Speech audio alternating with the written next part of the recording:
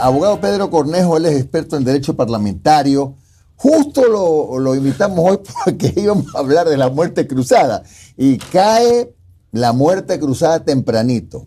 La primera pregunta para el abogado Cornejo, desde el punto de vista, por supuesto, estrictamente jurídico. ¿Estaban dadas las condiciones para el llamado a la muerte cruzada, apelando justamente a esa causal que tiene que ver con la grave conmoción interna y etcétera?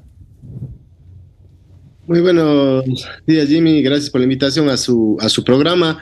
Saludos a su audiencia. A ver, lo que debo manifestar al respecto, bueno, creo que a todos nos tomó por sorpresa el llamado a muerte cruzada que lo hace la mañana de hoy el presidente de la República. Mucho se ha discutido en estos días.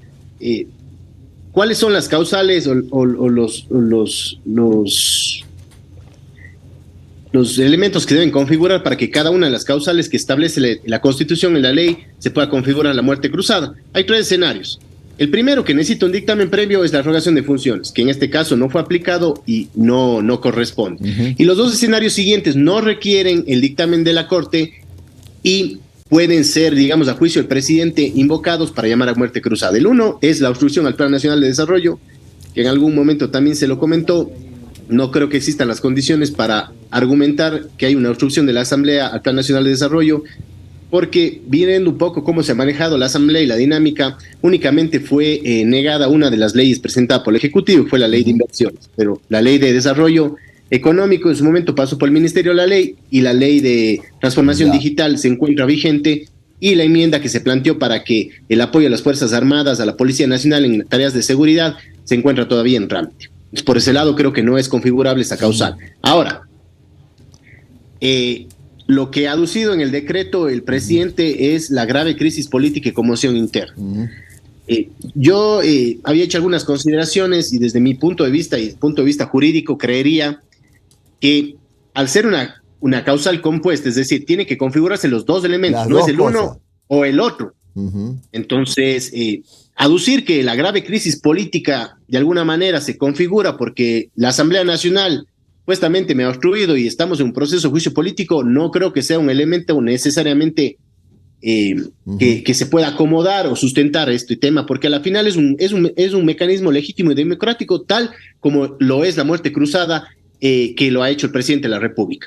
El tema de la grave crisis, de la conmoción interna, tiene todavía unos parámetros más rigurosos porque la Corte, cuando ha hecho sus dictámenes sobre los estados de excepción, uh-huh. ha determinado ya que la conmoción interna obviamente se configura y tiene que ser o darse condiciones de alguna manera de alarma social, uh-huh. que estén algunos presupuestos, digamos, de medios de comunicación y demás. Claro que pueden estar atados a temas de seguridad, el tema de las muertes violentas, los índices altos de inseguridad, el tema, por ejemplo, carcelario y demás, se han aducido, pero la Corte también determina que exista, obviamente, una gravedad en la violación de los derechos constitucionales de los ciudadanos.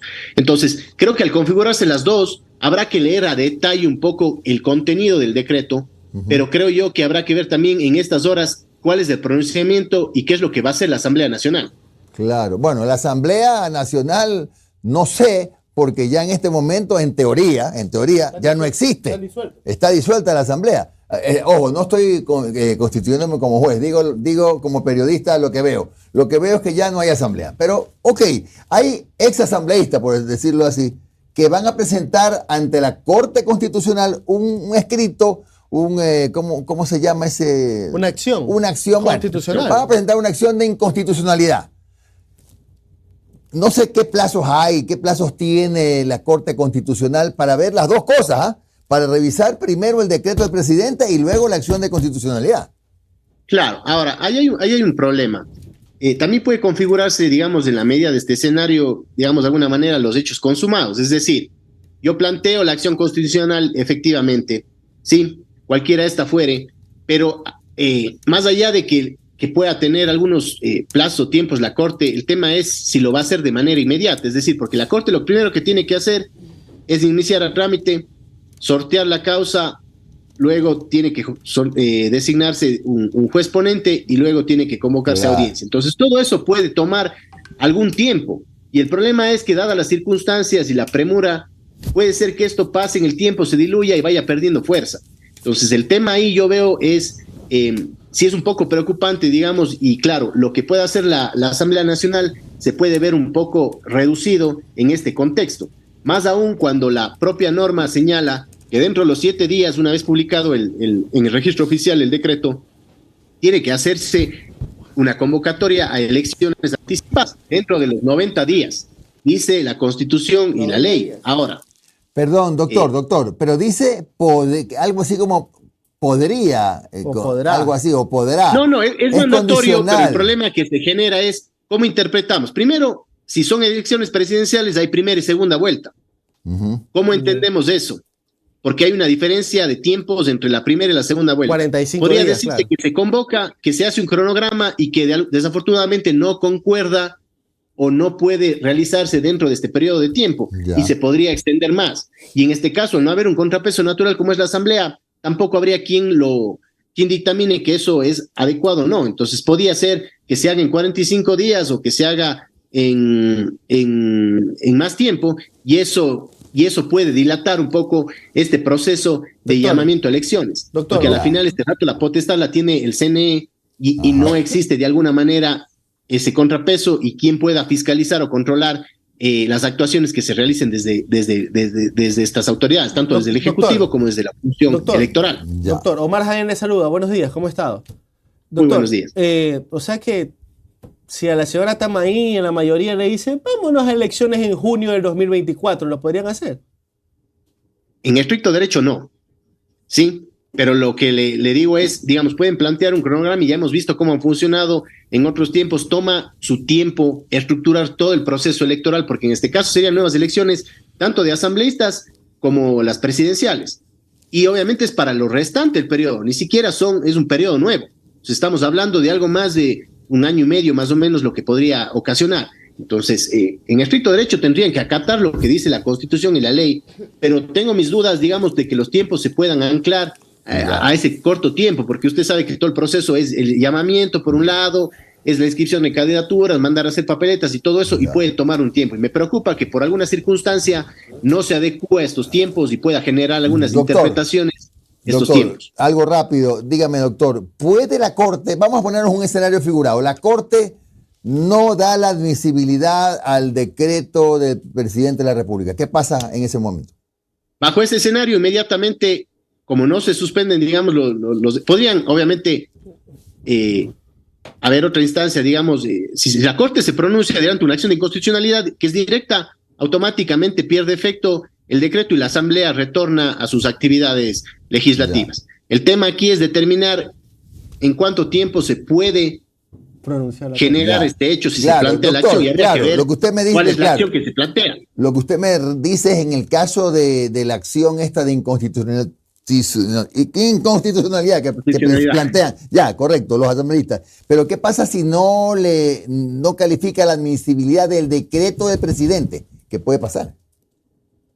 O sea, en ese caso, el decreto sigue, si no la califica e inicia el trámite, desafortunadamente el decreto sigue vigente. La única manera que se puede hacer, ya le digo, puede aducirse violación de derechos, plantearse tal vez, yo no sé, una medida cautelar, una acción de protección o una acción de inconstitucionalidad. Cualquier fuera el escenario que se pueda dar, tiene que haber admisibilidad, tiene que entrar a trámite. Si no hay un pronunciamiento expreso de la Corte que determine o que dé de baja ese decreto, la Asamblea queda disuelta, porque efectivamente la Asamblea queda disuelta de manera inmediata. Ahora, también surge ahí una duda cuando en su momento la Corte dictaminó la admisibilidad a trámite del juicio político, ya se le consultó sobre este tema y se le pidió que se pronunciara sobre qué sucedía en el caso eventual que en medio del juicio político se haga un llamado a muerte cruzada, y la Corte dijo que este no era el momento adecuado para pronunciarse. Y hoy vemos que, claro, con alguna preocupación, que esa falta de pronunciamiento hoy puede generar, digamos, estos vacíos y estas interpretaciones que nos tienen, digamos, bajo el escenario actual. Claro. Sí, yo cometí un error al formularle la pregunta porque no necesita admisibilidad el decreto, ¿no? Más bien lo que puede mover a alguna acción a la Corte Constitucional es la acción que interpongan los asambleístas o exasambleístas, ¿no? Ahí, en ese caso, es que le dan el espacio a la Corte. Así es, porque este decreto no tiene necesariamente que contar con un dictamen previo de la Corte, solo la rogación de funciones. Entonces, como dice, a su juicio, el presidente, bajo su motivación y sus argumentaciones, puede hacerlo. Eso es una realidad. No hay una limitación, no hay una prohibición, pero también desde el punto de vista jurídico, todo acto del poder público tiene que ser motivado. Entonces, no puede ser, digamos, discrecional o arbitrario que el presidente, digamos, crea que estamos en unas circunstancias que configuran la grave crisis política y conmoción interna, y eso es lo único que podría determinar si efectivamente se ha configurado eso y si el decreto se ajusta a la Constitución, es la Corte Constitucional. Correcto. Pero para que eso pase, tiene que haber una petición antes. Abogado, buenos días. Noris Arroyave le saluda. ¿Cuál es la participación en este momento del Consejo de Participación Ciudadana, valga la redundancia, entendiendo que ya no hay asamblea, que tenemos a un presidente que tiene los poderes absolutos y sin fiscalización? El Consejo de Participación Ciudadana vendría a ser ese contrapeso de alguna u otra manera que en este momento existe. Sí, a ver, el Consejo de Participación Ciudadana, si bien no tiene las facultades como las tiene la Asamblea Nacional, digamos, en el tema de fiscalización, sí hay una disposición que le permite realizar de alguna manera procesos de fiscalización, no al nivel de la Asamblea, pero no se lo ha venido utilizando, sí hay una disposición que se lo permite. Este sería de alguna manera el único contrapeso natural. Obviamente la función primordial del Consejo es designar las autoridades, en su gran mayoría de control, de muchos de los concursos en los cuales se encuentran prorrogadas las funciones, pero sí podría eventualmente hacer procesos de fiscalización. Ahora, ¿cuáles son las implicaciones de este proceso? No son las mismas, digamos, que la Asamblea Nacional, es decir, no puede haber un llamamiento a juicio, lo que puede hacer es un informe investigativo y demás, mandar a las autoridades, que digo, a la Fiscalía, lo que fuere, pero no puede de alguna manera interpelar a los funcionarios o ir más allá como lo hace la Asamblea. Por ejemplo, podría llevar un juicio político y acarrear la destitución de un ministro de Estado. En este caso, esa facultad no la dispone el Consejo de Participación Ciudadana. ¿Cuáles son las autoridades, abogados, que en este momento se vuelven importantísimas o fundamentales de que el Consejo de Participación Ciudadana de alguna u otra manera ya las designe para fiscalizar o que sea un contrapeso? Porque lo que tenemos en este momento es un presidente que tiene vía libre para decretar y ejercer sus funciones sin ninguna fiscalización. Así es. Ahora, el problema es que los concursos llevan tiempo, algunos entiendo que desde el periodo anterior quedaron ya en curso, pero habrá que ver si el Consejo de Participación Ciudadana ya designó a sus autoridades, retoma un poco ese trabajo, en su caso ve si considera dar de baja esos procesos, pero por ejemplo, está en marcha el proceso para designación del Contralor General del Estado, que creo que es un puesto importante, el tema del Defensor del Pueblo. Estaba también que tenían que ser reemplazados, si no estoy mal, 2 de los integrantes del Consejo Nacional Electoral, pero claro, con este llamamiento que se tiene que hacer anticipado, ya no podrían ser removidos de sus funciones. Entonces, otras circunstancias siguen prorrogadas sus funciones ya por varios años y no podrían ser tocados bajo el escenario actual de llamarse o hacerse una convocatoria a elecciones, y eso obviamente también podría dificultar el proceso electoral. Entonces, todos estos escenarios van configurando algunas circunstancias que van a dificultar, porque el contrapeso natural es la Asamblea Nacional, más allá de que existan poderes del Estado, digamos, que tengan otras funciones. Gracias al abogado Pedro Cornejo por su importante aporte. Que tenga usted un buen día, abogado, muy gentil. Excelente, muy buenos días. Gracias.